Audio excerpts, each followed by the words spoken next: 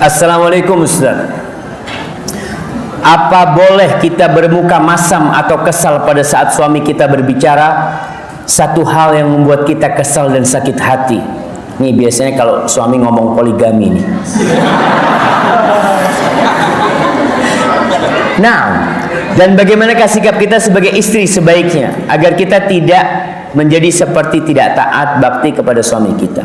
Nah, ada suami-suami yang berbicara, ingat, ketika suami berbicara tentang kemaksiatan, Masya Allah, bapak-bapak jangan rame-rame, bapak-bapak. Yang boleh rame-rame itu ibu-ibu. Nah,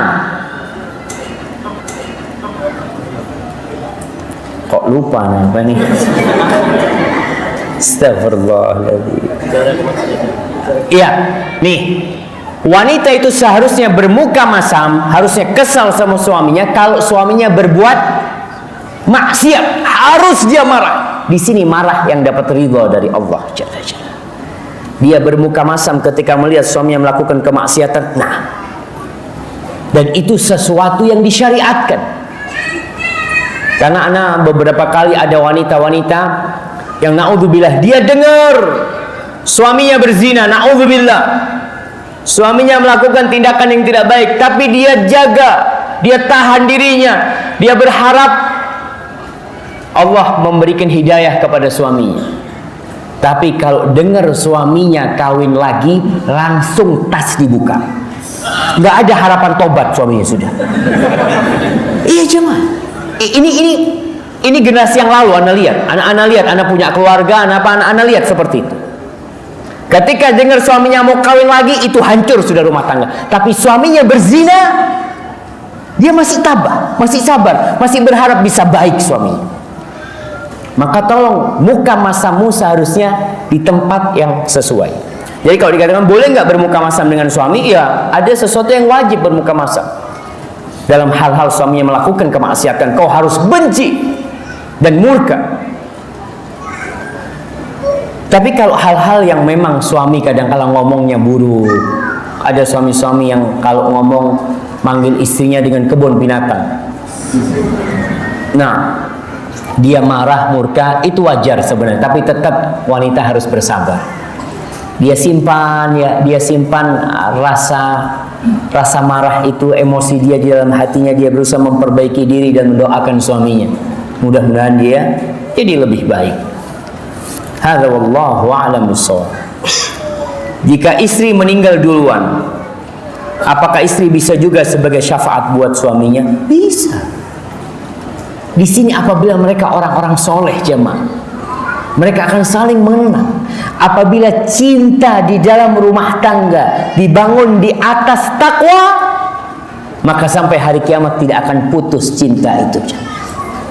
Allah mengatakan al-akhillau yawma idzin ba'duhum li ba'din adu illal muttaqin. Kata Allah, semua yang saling mengasihi, semua yang saling mencintai, kelak pada hari kiamat akan saling bermusuhan, kecuali orang-orang yang bertakwa.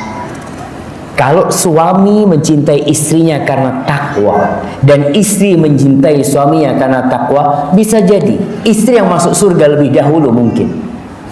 Karena dia memiliki amalan yang banyak, Allah merahmatin dia, kemudian lalu dia ingin suaminya masuk surga, dia bisa minta sama Allah. Asalkan Allah memberikan izin dan suaminya diridhai oleh Allah Jalla Jalaluhu. Barakallahu fikum. Bagaimana sebagai istri yang taat kepada suami? Ya, sami'na wa ata'na. Sami'na wa ata'na. Dan seorang istri kalau dipanggil suaminya, jangan pernah mengatakan tunggu sebentar. Tunggu sebentar, jangan. Soalnya suami ini bayi besar. Ya, kalau seorang anak nangis minta susu ibunya, kalau ibunya nggak cepat datang, mungkin anaknya cuma nangis saja. Karena itu yang dia bisa. Tapi kalau suami bayi besar, istrinya dipanggil nggak datang, kira-kira apa yang dilakukan? ngomel, emosi macem-macem. Mungkin suami, ya Allah salah anak pilih istri kayaknya. Dia gara-gara ada jeda waktu antara dia memanggil istrinya dan kedatangan istrinya.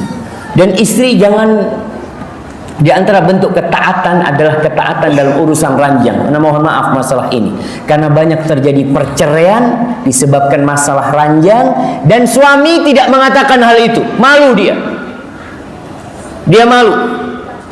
Dia akan memberikan alasan-alasan, istriku tidak taat, istriku tidak patuh, istriku kurang ajar, macam-macam. Tapi padahal intinya masalah itu, karena dia tidak dipenuhi. Dan Nabi SAW berpesan secara khusus masalah ranjang ini. Idza da'a rajulun imra'atuhu ila firashihi fa'abat fabata ghadban la'anatul malaika hatta tusbih. Tuh, seorang wanita yang dipanggil oleh suaminya, dipanggil ke ranjangnya, kemudian dia enggan menuruti suaminya, akhirnya suaminya marah. Ini tanpa uzur wanita, cuma dia malas, dia macam-macam lah. Dia suaminya dalam kondisi marah, maka malaikat akan melaknat dia sampai subuh.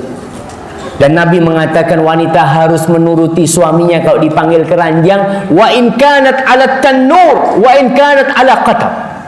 Walaupun perempuan itu sedang di depan tungku, di depan kompor nih, lagi masak, panggil suaminya, matikan kompornya.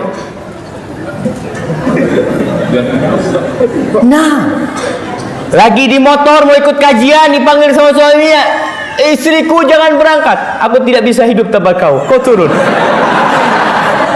Matikan motornya, turun. Nah, karena salah satu tujuan pernikahan, kata Nabi SAW, fa innahu aghaddu lil basar wa ahsan lil farj. Nikah itu untuk menjaga pandangan dan menahan. Jadi tolong diperhatikan masalah itu. Jadi untuk istri yang taat kepada perintah suaminya, selama perintahnya bukan dalam kemaksiatan, taati. Selama perintahnya bukan dalam hal yang tidak sesuai dengan fitrah dia, ya kadang kala ada suami-suami yang keterlaluan. Dia mau berangkat kerja, ngomong sama istrinya, istriku tolong oli mobil ditap ya, buka nanti, kemudian dimandiin mobil sekalian. Masya Allah, kayaknya nggak sesuai lah jemaah.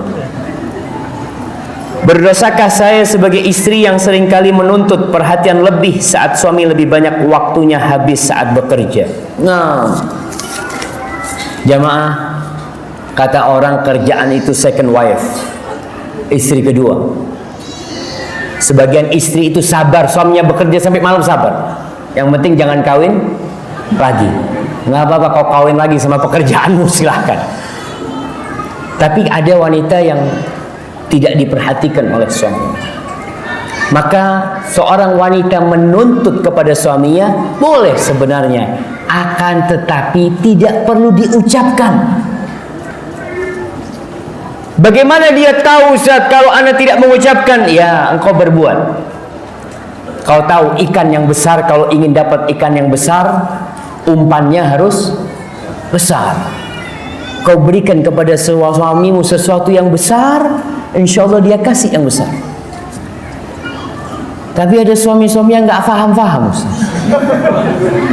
Kadang-kala istrinya, masya Allah, rumah udah bau dupa, bau minyak wangi, bau jeruk purut, bau melati, bau mawar, macam-macam. Suaminya masuk, assalamualaikum, aduh afwan, anda capek, anda mau tidur. Istrinya udah datang di depan pintu dengan, ingat, istri itu butuh perhatian. Kau cukup puji dengan pujian yang tidak berlebihan. Buka pintu melihat istrinya cantik, masya Allah, baru sekarang anda melihat wanita cantik, masya Allah, selesai itu sudah. Ya, padahal tiap hari dia lihat istri ya. Maka tolong berikan perhatian. Tapi istri paling tidak tadi, kalau dia berucap kadang-kala berantem. Kalau dia ngomong duduk, tapi kalau harus ngomong sharing sama istrinya, sama suaminya. Jangan memberi nasihat suami. Kadang-kala suami nggak mau dikasih nasihat. Kenapa? Karena dia merasa sebagai komandan. Ada enggak anak buah menasihati komandan? Yang ada anak buah memberikan masukan kepada komandan. Ya, afwan. Jadi bahasanya aja yang harus disesuaikan. Kalau atasan ke bawah tinggal nyuruh. Kau besok Harus datang 6:30, selesai. Tapi apa bisa istri ngomong, "Mas, mulai besok jam 4 rumah aku kunci." Berantem yang ada jam. Maka tolong bahasanya bahasa yang positif lah sama suami. Bagaimana jika suami diingatkan sholat dan zikir sama istrinya tetapi tidak mau? Bagaimana Ustaz? Apakah istrinya berdosa? Lah, kalau istrinya sudah mengingatkan, kewajibannya sudah selesai. Tapi jangan putus asa. Artinya seorang istri membangunkan suaminya untuk sholat, ya Allah jemaah. Ya tadi, karena memang salah pilih suami, maka dia paling tidak berusaha memperbaiki suaminya. Yang pertama dengan doa, yang kedua dengan ucapan-ucapan yang lembut. Sholat subuh ya, usahakan para wanita ini bangun sebelum suaminya bangun. Dia bikin kesenangan suaminya. Bang, kopinya udah jadi bang. Masya Allah, dia duduk langsung. Bang, ini udah azan di masjid bang. Ah iyalah, aku nggak ke masjid dulu, aku mau sholat di sini. Kadang-kadang ada wanita suami-suami yang kayak gitu. Tapi terus jangan pernah putus asa. Duduk, kemudian cara nasihatin suami kadang-kala kalau ada buku tentang keutamaan sholat berjamaah umpamanya. Katakan, bang aku dapat buku nih bang. Abang tolong baca, aku takut buku ini aliran sesat bang. Suaminya ngomong, sini, kau jangan baca macam-macam, nanti kau tersesat. Sini, suaminya yang baca. Padahal si istri mau ngasih nasihat. Setelah baca, insya Allah mudah-mudahan dia berangkat ke rumah Allah SWT. Jadi ingat, kalau istri sudah memberikan nasihat, sudah berdoa, sudah berusaha, ingat dengan cara bil hikmati wal mau'izatil hasanah wajadilhum billati hiya ahsan. Saya menikah sudah 19 tahun. Selama ini suami banyak berhutang riba, dari kendaraan sampai modal usaha. Tapi sekarang saya sudah berpisah, tapi belum resmi bercerai secara agama. Belum resmi bercerai secara agama maupun hukum negara. Tapi sekarang saya sudah berpisah, tapi belum resmi bercerai secara agama maupun hukum negara. Berdosakah saya karena saya minta cerai? Suami juga tidak mengajarin ilmu agama. Saya tidak diharuskan untuk berhijab. Ya ini, tadi kita bicarakan di awal, bahwasanya dia salah memilih dari awal. Tatkala dia sudah menikah, ternyata pernikahan itu urusannya bukan hanya senang-senang saja. Dia hendak menuju ke surga bersama keluarga dan anak-anak. Sekarang bolehkah dia meminta cerai? Wanita diperbolehkan menuntut cerai, gugat cerai, apabila alasannya sesuai dengan syariat. Salah satu alasannya syariat, misalnya umumnya suaminya yang melakukan riba, melakukan dosa-dosa macam ini, dan si wanita sudah berusaha memperbaikinya dan tidak mampu, dan suaminya tidak mau. Ada suami yang sudah taubat tapi belum menyelesaikan urusan. Dia ngomong sama istrinya, istriku bantu aku istriku, aku akan berusaha untuk menyelesaikan urusan riba umpamanya, aku akan berusaha meninggalkan dosa, bantu aku. Insya Allah suami ini suami yang baik, karena ada itikat untuk berubah. Tapi kalau enggak dan dia lihat udah anak udah berusaha tidak bisa, maka di sini gugat cerai buat wanita salah satu solusi. Kalau memang sudah pintu tertutup. Tapi untuk masalah cerai ini kadang-kala jamaah, wanita harus minta petunjuk Allah juga, istikharah juga. Kadang-kala perceraian itu bukan solusi. Dan kalau memang harus bercerai, ingat, wa man yattaqillah yaj'al lahu makhrajan. Barang siapa bertakwa kepada Allah, pasti Allah kasih jalan keluar. Bismillah. Bagaimana bila seorang wanita sebelum menikah dia sudah berzina? Na'udzubillahi minaz zina.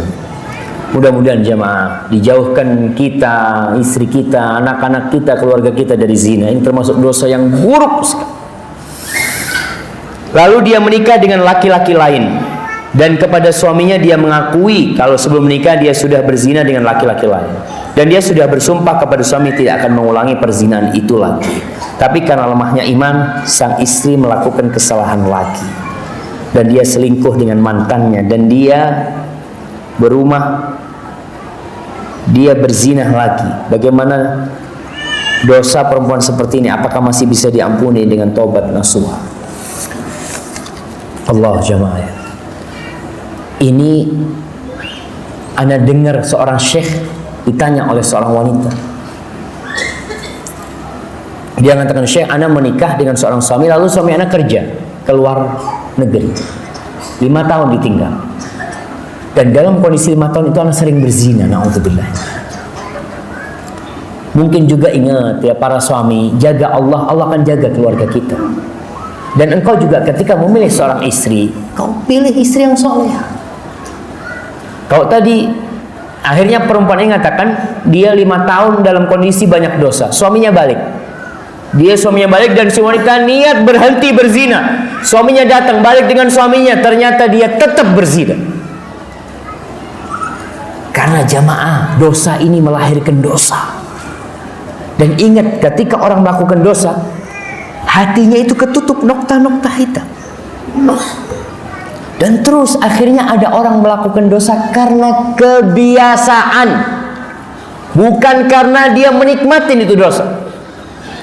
Makanya kenapa orang tua yang berzina, orang sepuh yang berzina itu tidak bakal dilihat sama Allah Subhanahu wa taala pada hari kiamat. Karena sarana untuk berzina di dirinya itu sudah nggak ada. Dia sejatinya sudah kadangkala mau berzina harus minum obat-obatan. Nah, tapi masih berzina. Dan dia sudah tidak menikmati, bahkan sakit semua tubuhnya ketika selesai berzina. Tapi kenapa? Itu azab dari Allah. Dia dibikin terus berzina. Kebiasaan. Maka perempuan yang tadi ini kalau dikatakan masih bisa bertobat, nah, asalkan benar niat, jangan berputus asa dari rahmat Allah. Dan anak katakan jangan cerita kepada siapa-siapa dosamu, jangan cerita kepada siapapun. Ustur, tutupin aibmu. Kau curhat sama Allah SWT. Tapi kalau engkau bertanya tentang apakah ada pintu tobat, nah, Allah membuka pintu tobat. Allah mengatakan innallaha yaghfiru dzunuba jami'an. Allah mengampuni semua dosa asalkan dia bertobat dengan taubatan nasuha. Taubatan nasuha yang pertama apa? Berazam untuk tidak mengulangi, menyesali, niat untuk tidak mengulangi dan meninggalkan perbuatan itu. Dan salah satunya juga kalau dia memang masih ada hubungan sama laki itu, diputus semua hubungan, ganti semua nomor HP, tutup semua akun di medsosnya, tutup semuanya. Dan dia seperti orang awam sudah, HP mungkin dia nggak punya atau apa, dia jalani hidupnya beberapa bulan tanpa ada hubungan sama dunia maya. Mudah-mudahan itu bisa membuat dia benar-benar taubatan nasuha. Barakallahu fikum. Assalamualaikum warahmatullahi wabarakatuh. Waalaikumsalam warahmatullahi wabarakatuh. Semoga kesehatan diberkahi Allah Subhanahu wa taala kepada Ustadz dan kita semua. Amin. Maaf melenceng dari bahasan. Masya Allah. Kita maafkan atau tidak, jangan? Nah, Ustadz, ibu saya dan mertua saya telah wafat berdekatan di 2013 lalu. Semua keluarga menganggap saya sebagai anak dan menantu telah mengurus mereka dengan baik. Tapi hanya Allah yang tahu bahwa saya tidak seikhlas itu. Pertanyaan saya, bagaimana cara saya agar ibu dan mertua memaafkan saya? Subhanallah. Bagaimana cara saya agar Allah memaafkan hal ini? Allahu Akbar jemaah. Di sini kadangkala orang itu memuji kita dengan sesuatu yang kita tidak lakukan. Allah itu lebih tahu dengan diri kita. Dan ana lebih tahu dengan diri ana daripada antum semua. Makanya di sini kita lihat bagaimana doanya Abu Bakar Siddiq atau doanya beberapa sahabat yang lain yang tatkala dipuji oleh orang yang mengatakan Allahumma gfirli ma la ya'lamun. Ya Allah, ampuni dosa-dosaku apa yang mereka tidak tahu tentang aku sebenarnya. Waj'alni khairan mimma yadhunnun, dan jadikan aku lebih baik dari prasangka mereka. Kemudian wala tu'akhidni bima yaqulun, dan jangan aku diberi sanksi gara-gara ucapan mereka. Kan ini ucapannya dikatakan ikhlas, dia merawat, padahal si perempuan tahu anak kayaknya nggak seperti itu. Maka dia harus banyak beristighfar dan doakan orang tua dan mertuanya. Terus dia doakan keduanya. Mudah-mudahan Allah mengampuni dosa-dosa mereka dan mengampuni dosa-dosa orang si perempuan ini. Jadi dia terus banyak-banyak beristighfar. Barakallahu fiikum. Assalamualaikum warahmatullahi wabarakatuh. Waalaikumsalam warahmatullahi wabarakatuh. Bagaimana caranya Ustadz istiqomah berbakti pada suami? Terkadang saya bisa bersabar, terkadang bisa marah-marah, apalagi ketika capek melakukan aktivitas rumah. Nah, kuncinya lillahi ta'ala. Ketika berbuat baik sama suami, jangan berharap balasan dari suami. Kalau berharap balasan dari suami, yang ada sakit hati. Ini dalam semua hal, jemaah. Kalau antum membantu saudara antum, membantu keponakan antum, membantu siapa saja orang-orang dekat, dengan harapan dia membalas budi, antum tak sakit hati nanti. Tapi ketika melayani suami, dia berharap surga Allah seorang istri, suami mau melakukan apapun, ya Allah, Kau yang tahu ya Allah. Ketika suami marah-marah, kau hamparkan sejadah, sujud, rukuk, minta sama ya Allah, aku sudah berbuat baik sama suamiku, tapi suamiku seperti itu, tolong Kau kasih hidayah kepada dia. Insya Allah dia berusaha menjaga amalannya lillahi ta'ala. Dan sabar, kemudian melihat kepada orang-orang yang lebih susah hidupnya. Banyak wanita tidak bersyukur, dia merasa suamiku ini nggak benar. Kau lihat ada suaminya yang lebih parah, suamimu lebih mending. Jangan bandingkan suamimu dengan yang lebih baik, tapi bandingkan suamimu dengan yang lebih buruk. Suami juga nih, bapak-bapak nih, kadangkala kalau marah sama istri, kau tahu istriku, istrinya fulan ini, masya Allah, kalau suaminya datang, aku pernah ke sana, itu dibukain pintu, aku kadangkala gedor berapa kali. Nggak usah dibandingkan, tapi minta, katakan apa yang kau inginkan dari dia tanpa membanding-bandingkan. Baik, ini yang terakhir Ustaz. Saya ingin bertanya, jika ortu masih belum mengenal sunnah dan beliau nggak suka dengan orang yang seperti berjenggot. Ya, kadzalika kuntum min qablu. Jamaah sama sebenarnya, jamaah. Terus terang, Anda dulu bencinya sama orang yang berjenggot. Allah, kita waktu di pesantren ada ustaz kita berjenggot. Ada satu ustaz kita, ya semoga Allah mengampuni dosa-dosa kita karena kejahilan. Itu ustaz suatu hari melanjutkan sekolah. Kita seneng mahasiswa ini, siswa-siswa ini, karena dia ustaz yang tegas dan keras. Ketika dia balik, kita bikin kata sambutan di atas genteng, bukan atas genteng, atas antara genteng sama plafon itu ada tembok, kita tulis di sana, kambing back to kandang. Allah, betul jemaah. Itu karena nggak paham. Kita nggak paham, anak-anak. Akhirnya berapa banyak murid-murid yang tidak dapat barokah dari ilmu gurunya, gara-gara dia gibain gurunya, ngomongin gurunya, macam-macam seperti itu. Ya karena kejahilan. Jadi kalau orang tua ini tidak suka jenggot, wajar. Bapak anak dulu nggak suka sama jenggot, ibu anak nggak suka sama jenggot, keluarga anak semua. Anak ketika pulang pesantren berjenggot, disidang jemaah, didudukkan. Ikut aliran apa kau ini? Betul. Karena ketidakfahaman mereka. Maka yang harus kau lakukan bersabar, memberikan pemahaman, akhlak mulia terus ditampakkan, tunjukkan kepada orang tua. Kalau setelah engkau mengenal Islam yang benar, engkau semakin berbakti kepada orang tua, semakin menghormati orang tua, semakin memuliakan tetangga, engkau semakin care sama adik-adikmu, sama keluargamu, sehingga orang tua melihat, oh kayaknya benar nih, kayaknya benar anak ini. Kenapa? Karena perubahan kepada yang lebih baik tanda bahwa itu adalah satu kebenaran dan hidayah Allah Subhanahu wa taala. Hadza wallahu a'lam bishawab. Itu yang bisa Anda sampaikan. Ya, barakallahu fikum. Bagaimana hukum berbuka dengan rokok? Wah.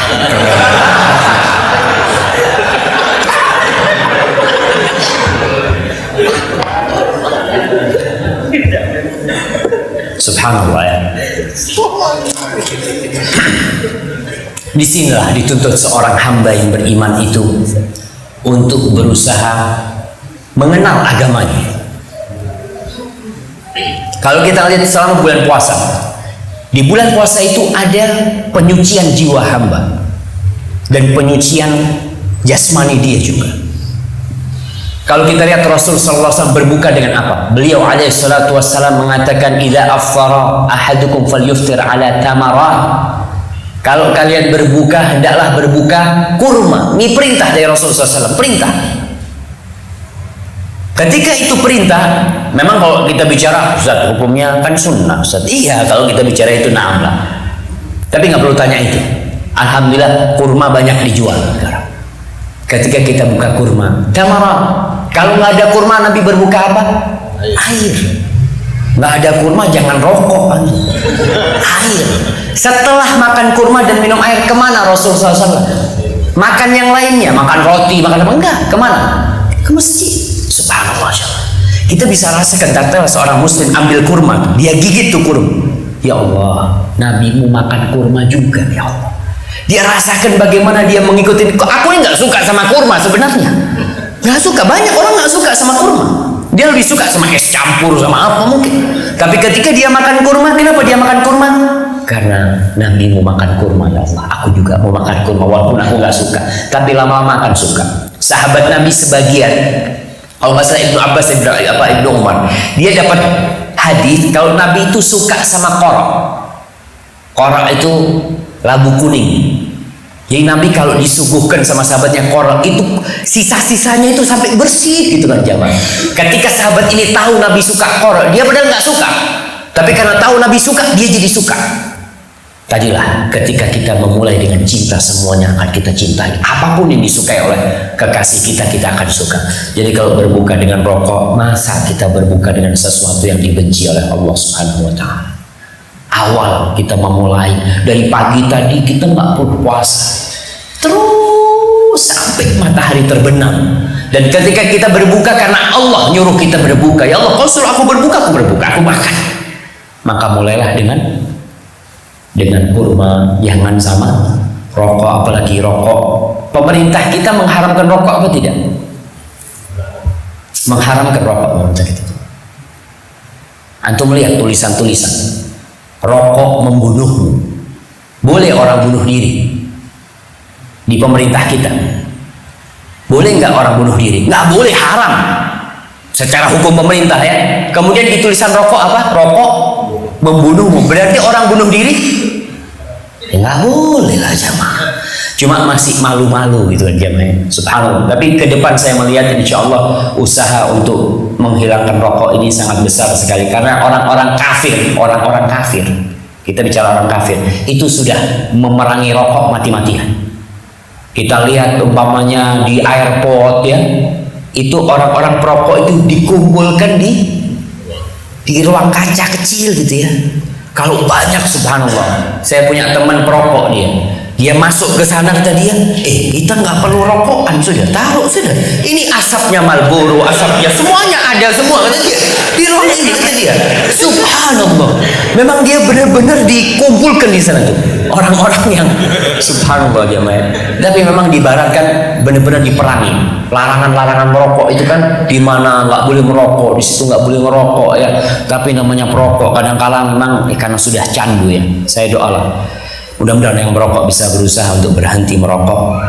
Kemudian kalau kita lihat perokok ini banyak yang tidak niat berhenti, tidak niat, tapi kepingin berhenti. Saya kepingin berhenti, tapi tidak niat. Ente kalau ente niat berhenti, yang pertama apa? Berdoa, ya Allah bantu aku untuk berhenti merokok ya Allah. Ketika dia berdoa, Allah mengatakan ud'uni astajib lakum, minta sama aku akan kabulkan. Tapi nggak pernah minta sama Allah SWT. Dan kemarin saya dapat nasihat dari seorang jamaah, kalau mau berhenti merokok, kata dia, jangan ngurangi merokok, jangan, tapi berhenti. Soalnya kalau ngurangin hari ini 1 pak, besok 3 pak. Ya karena biasanya 4 pak, dia tiap enggak lah saya ngurangin lah, 1 hari cukup 1 batang, 2 batang, besoknya kembali lagi dia. Berusaha jawab. Tiap kertas saya baca 1 pertanyaannya jemaah ya. Soalnya yang lainnya nanti nggak kebaca.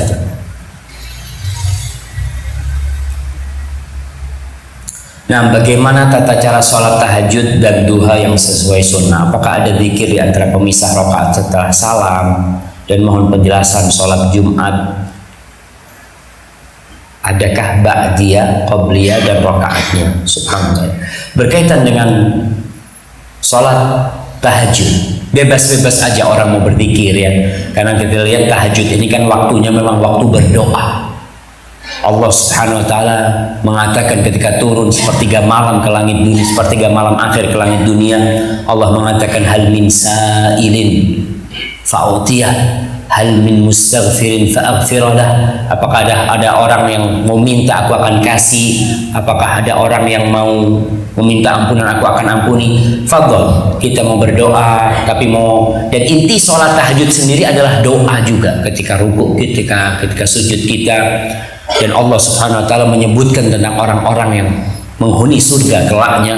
Allah mengatakan tentang mereka, wabil ashari hum yastaghfirun, dan di waktu sahur mereka beristighfar. Wallahu a'lam bishawab. Itu yang kita tahu. Ketika sholat duha kita memang capek mau berzikir, mau disambung disambung. Kalau kita melihat memang sholat tahajud Rasul sallallahu alaihi wasallam itu, Aisyah menceritakan beliau sholat 4 rakaat, jangan ditanya tentang indah dan panjangnya. Kemudian sholat lagi 4 rakaat, jangan ditanya tentang indah dan panjangnya. Kemudian beliau sholat 3 rakaat. Di sini para ulama menjelaskan sebenarnya sholat Nabi itu 2-2, tapi di keempat beliau istirahat. Jadi yang 2-2 itu habis 2 salam kemudian nyambung lagi, baru yang seakan-akan nyambung sholatnya, yang di keempat beliau baru di situ berhenti beristirahat. Ya ketika beristirahat, wallahu a'lam, Anda nggak pernah tahu ada doa-doa khusus memang di antaranya. Tapi seorang muslim ketika memang ada yang hendak dia minta pada Allah SWT, dia minta pada waktu itu. Barakallahu fikum. Kemudian untuk ba'diyah dan qabliyah Jumat berkaitan dengan sebelum Jumat, ada sholat sunnah sebelum Jumat. Sholat sunnah sebelum Jumat itu disebut sholat, mungkin sebagian ulama menamakannya intidharu, sholatul intidhar, sholat menanti imamnya datang. Jadi kita sholat ya, imam sambil nunggu imam ya, terus 2 rakaat, 2 rakaat, 2 rakaat, 2 rakaat sampai imamnya naik mimbar. Tapi itu tidak dimasukkan kepada, ya kalau dibilang qobliyah, qobliyah itu artinya kan sebelum Jumat. Jadi memang pelaksanaan sebelum Jumat, tapi tidak seperti qobliyah duhur. Karena kalau kita lihat sholat qobliyah itu dilaksanakan kapan? Setelah azan apa sebelum azan? Setelah azan. Setelah azan imamnya sudah naik. Gimana kok mau sholat qobliyah? Karena kalau azan yang pertama itu tidak menunjukkan masuk waktu sholat, enggak. Waktu sholatnya kapan? Azan yang kedua. Sebagian masjid-masjid ini azan berapa kali? Sekali ya. Ada masjid yang azannya 2 kali. Azan yang pertama itu tidak menunjukkan masuk waktu sholat, karena dulu azannya itu 1 jam sebelum, kira-kira sejam sebelum azan yang kedua, azannya Utsman bin Affan itu disebutkan. Jadi waktunya cukup lama azan itu dikumandangkan. Jadi kalau qobliyah itu setelah azan yang kedua, nggak ada qobliyah itu karena imamnya sudah naik dan kewajiban makmum adalah mendengarkan ceramah. Adapun ba'diyah Jumat, ada ba'diyah Jumat kalau di masjid biasanya dilaksanakan 4 rakaat, kalau di rumah 2 rakaat. Wallahu a'lam bishawab. Ustaz, bagaimana menyikapi saudara seiman yang kita cintai? Kita cinta kepadanya karena Allah, namun sebaliknya dia malah menghujat, menyingkirkan kita karena beda memahami ilmu agama. Doakan. Allah Subhanahu wa taala mengatakan idfa' billati hiya ahsan. Idfa' billati hiya ahsan. Balaslah dengan yang lebih baik. Jadi kalau membalas orang yang mungkin menghujat kita, mencela kita, ada orang-orang mungkin yang nggak mau salam sama kita, ya sudah, kita nih mengucapkan salam karena Allah Subhanahu wa taala. Kita berbuat baik kepada dia karena Allah Subhanahu wa taala. Tadi karena kita cinta kepada Allah. Perkara dia menghujat kita, nggak ada urusan kita. Karena aku cinta sama kau karena Allah Subhanahu wa taala. Dan orang yang seperti ini perlu dikasihani. Maka dikatakan oleh Syekhul Islam, Ahlus Sunnah itu arhamul khalqi bil khalq. Ahlus Sunnah adalah orang-orang yang paling penyayang kepada orang lain, paling penyayang kepada ciptaan Allah yang lainnya. Kita sayang sama dia karena dia nggak ngerti, dan jangan lupa mendoakan dia. Sebut nama dia dalam doa. Ketika Allah, fulan, ya Allah, fulan, bukakan pintu hatinya. Kesian ya Allah. Dia juga mungkin punya niat baik, tapi salah jalan. Ya kita doakan dia. Mudah-mudahan Allah memberikan hidayah kepada dia.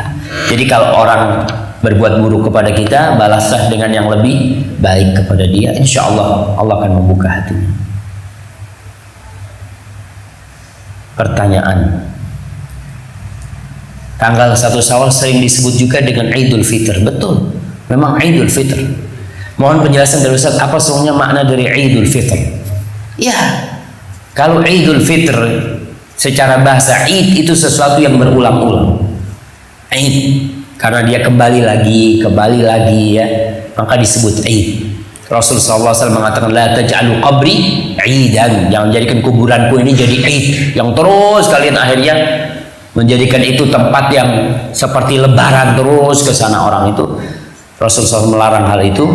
Kalau Idul Fitr, Fitr itu artinya Rasulullah SAW mengatakan al-fitru yauma yuftirun nas. Al-fitr yang disebut fitr itu adalah hari ketika orang-orang berbuka. Jadi kalau dikatakan Idul Fitr adalah kembali berbuka, bukan kembali kepada fitrah. Ya wallahu alam ya, saya sampai saat ini kok belum nemu gitu ya penjelasan para ulama. Ya mudah-mudahan nanti kalau ada yang mendapatkan bisa menjelaskan kepada saya. Cuma kadang-kala gitu orang mengatakan, Ustaz kalau Idul Fitri itu artinya kembali berbuka, apa keistimewaannya? Tapi kalau kembali fitri kan keren itu, Ustaz, kembali kepada kesucian gitu kan. Malah kebalikannya, kalau Idul Fitr itu lebih keren daripada yang artinya kembali berbuka daripada kembali suci. Disitulah keistimewaan seorang mukmin. Ketika lebaran, kenapa kau makan? Ya, karena Allah membolehkan aku makan. Nih, aku kembali makan, aku kembali sarapan, aku kembali makan siang. Kenapa? Karena Allah Subhanahu wa Ta'ala. Di situ ada penghambaan yang begitu nyata dari hamba kepada Allah Subhanahu wa Ta'ala. Wallahu a'lam, itu yang ana tahu. Kemudian kadang-kala orang kan minal aidin wal faizin, mohon maaf lahir batin. Mereka memahami bahwasanya minal aidin wal faizin artinya mohon maaf lahir dan batin. Makanya kita lihat kadang-kala orang nggak ngomong mohon maaf, salaman minal aidin ya, maksudnya ini mohon maaf karena gitu ya, kosong-kosong gitu kan. Padahal minal aidin itu doa yang artinya semoga Allah menjadikan engkau orang-orang yang kembali kepada Allah, aid, kembali kepada Allah, wal faizin, dan orang-orang yang sukses, orang-orang yang berhasil yang diterima amalannya. Taqabbalallahu minna wa minkum. Jadi bukan mohon maaf lahir dan batin, itu termasuk kesalahan mungkin yang sudah menjadi lumrah di tempat kita. Jadi kalau mau mohon maaf jangan nunggu lebaran. Kenapa kita perlu menjelaskan hal itu? Karena banyak orang yang akhirnya memahami kalau mau mohon maaf itu nunggu lebaran. Padahal punya salah nih sama sohibnya, tiap hari ketemu, sholat tarawih tiap hari kumpul. Tahu dia punya sohib, nanti anak lebaran mau minta maaf sama dia. Padahal tiap hari kumpul, karena dia tahu tuh nanti tuh waktunya mohon maaf ya. Maka luruskan. Wallahu a'lam, itu yang anak tahu. Tapi kalau mungkin ada yang tahu dari itu ya, wallahu a'lam. Untuk menyambung silaturahim, cukupkah dengan mengucapkan salam dan bersalaman jabat tangan saja karena Allah Subhanahu wa Ta'ala? Barakallahu fiik. Ingat, silaturahim itu bukan berkunjung dan bukan mengucapkan salam. Silaturahim itu ya ini, silaturahmi itu bahasa Indonesia. Artinya silaturahmi apa? Berkunjung. Kalau bahasa Indonesia, kita bicara bahasa Indonesia, saya mau bersilaturahmi ke rumahnya bapak, oh iya tafadhol gitu kan, maksudnya dia saya mau berkunjung gitu loh. Tapi dalam bahasa Arab silaturahmi artinya bukan berkunjung.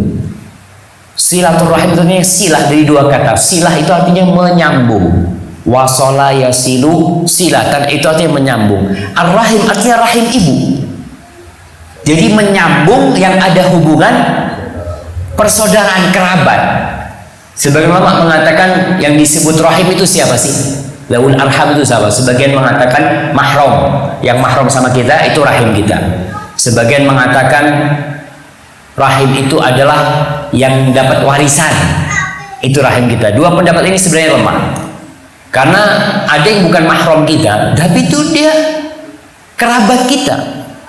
Contohnya siapa? Sepupu kita, anak paman kita, itu bukan mahram kita, tapi dia itu kerabat dekat sama kita, cuma pemisahnya cuma bapak aja, dan dia juga nggak mendapatkan warisan dari kita. Maka itu termasuk rahim sebenarnya. Jadi para ulama mengatakan yang disebut rahim adalah dzawil qurba, kerabat kita. Sebagian mengatakan sampai bapak nomor 4. Jadi makanya kenapa Rasul SAW mengatakan ta'allamu min ansabikum ma tasilu bihi arhamakum, kalian pelajari nasab kalian yang dengannya kalian bisa menyambung rahim kalian. Karena yang namanya silaturahim ini yang ada hubungan kerabat. Jadi kalau ke rumah sohib kita itu tidak silaturahim. Kalau kita ngasih teman kita duit itu tidak termasuk silaturahim. Kita berkunjung ke rumah teman kita sakit, kita kasih bantuan, itu tidak termasuk silaturahim. Itu termasuk berkunjung karena Allah Subhanahu wa taala. Maka disebut ziarah. Bahasa yang benarnya ziarah. Cuma karena ziarah untuk kuburan, orang akhirnya pakainya silaturahim. Tapi perlu diluruskan. Jadi yang namanya silaturahim itu berbuat baik kepada kerabat kita. Pertanyaannya, apakah cukup dengan salaman? Cukup dengan ya berjabatan tangan? Nggak cukup. Tergantung kondisi kita. Orang yang kaya raya bisa bersilaturahim dengan hartanya. Dia punya keponakan nggak mampu, dia kasih. Rasul sallallahu alaihi wasallam mengatakan sedekah kepada kerabat itu bernilai shadaqatun wasilah. Sedekah dan silaturahim. Nilainya silah. Jadi kita kalau ngasih keponakan kita bernilai silaturahim. Paman kita nggak mampu sakit kita kasih silaturahim. Jadi ingat, silaturahim bukan berkunjung saja kerabat-kerabat kita ya, tapi kita kalau memang yang jauh beda, mungkin dia nggak bisa datang, bayi pun dia telepon, dia salam, gimana keponakan kabarnya, gimana paman, mungkin anaknya baru lulus sekolah, kita ucapkan selamat, mungkin dia menikahkan anaknya, kita kirim paket hadiah, kita nggak bisa datang, itu masuk silaturahim, bukan berkunjung makna silaturahim. Mungkin itu yang perlu diluruskan. Wallahu a'lam bishawab. Masya Allah. Mohon penjelasan, wajibkah makmum membaca Al-Fatihah pada saat sholat jahriyah, subuh, maghrib, isya? Ini bisa 1 jam kita menjelaskan. Ada khilaf di antara para ulama dalam masalah itu. Yang mau baca, monggo. Yang nggak mau baca karena berpendapat bacaan imam cukup buat bacaan dia, ya monggo. Bismillah. Kalau saya ditanya, panjang bicara. Hadza wallahu a'lam bishawab. Insyaallah kita lanjutkan lagi pada kajian yang akan datang. Sekali lagi, mungkin masalah ini bisa jelaskan sama Ustaz Fauzi nanti di kajian-kajian yang akan diadakan. Subhana rabbika rabbil izzati amma yasifun, wassalamu ala mursalin, alhamdulillahi rabbil alamin. Assalamualaikum warahmatullahi wabarakatuh.